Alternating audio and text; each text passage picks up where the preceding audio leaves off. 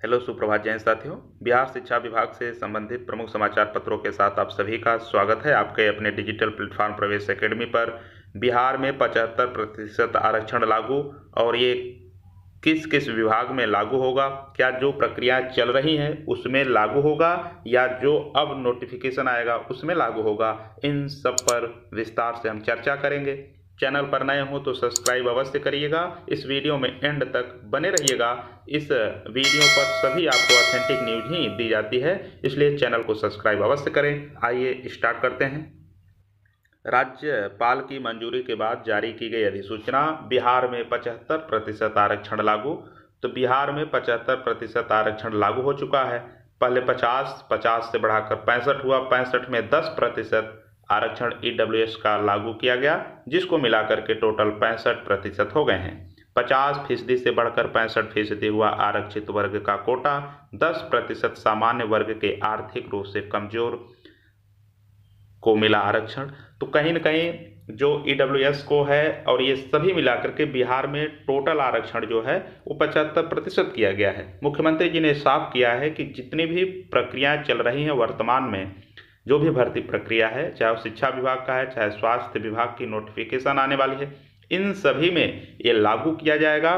किसी भी डिपार्टमेंट में आरक्षित वर्ग का कोटा न लागू हो, ऐसा सुनने को न मिले।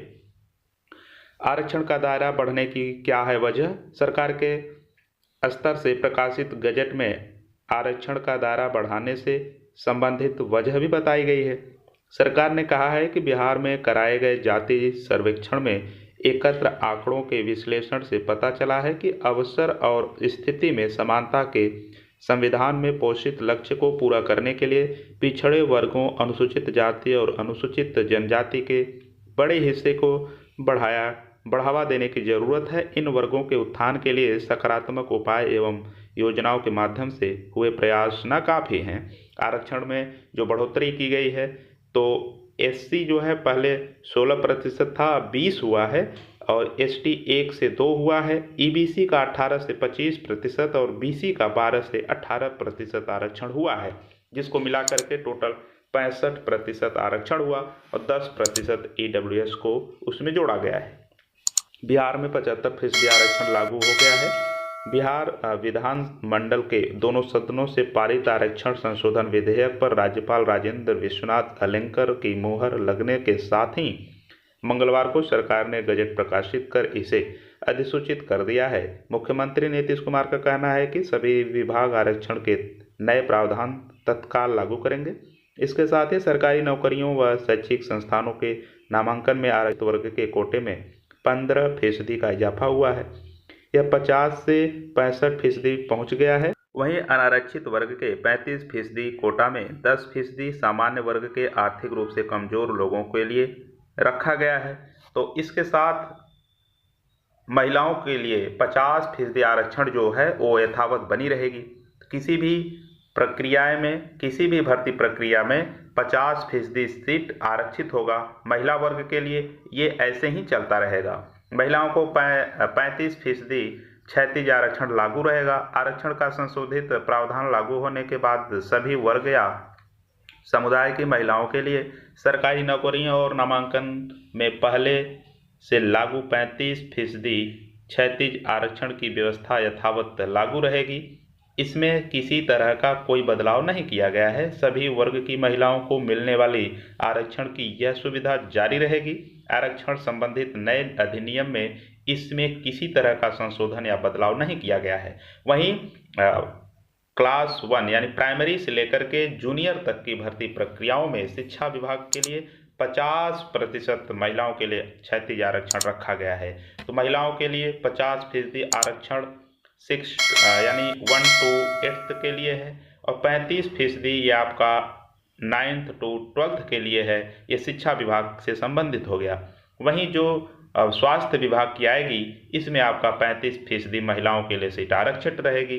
तो 1.5 लाख जो स्वास्थ्य विभाग की वैकेंसी आ रही है, ये भी बहुत चर्चित भर्ती होने वाली है पूरे देश के लिए, खास करके बिहार राज्य के लिए तो है ही है। इसके साथ ही जब पूरे देश के लोग इसमें अप्लाई करेंगे तो सभी देशवासियों के लिए ये बड़ा सुनहरा अवसर होने वाला है। सभी विभाग आरक्षण के नए प्रावधान तत्काल लागू करेंगे। मुख्यमंत्री जी का यह आदेश है। मुख्यमंत्री नीतीश कुमार ने सभी विभागों को नए आरक्षण प्रावधान तत्काल लागू करने को कहा है।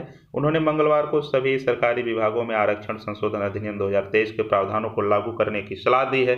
वहीं ये भी कहा है कि जो भी भर्ती प्रक्रियाएं चल रही हैं उसमें भी ये आरक्षण नीति लागू हो। प्रक्रियाधीन व नई भर्तियों में लागू होगा बढ़ा हुआ आरक्षण। जो प्रक्रियाएं भर्ती की चल रही हैं उसमें भी ये आरक्षण लागू होने वाला है, तो ये सभी को इसका लाभ मिलने जा रहा है।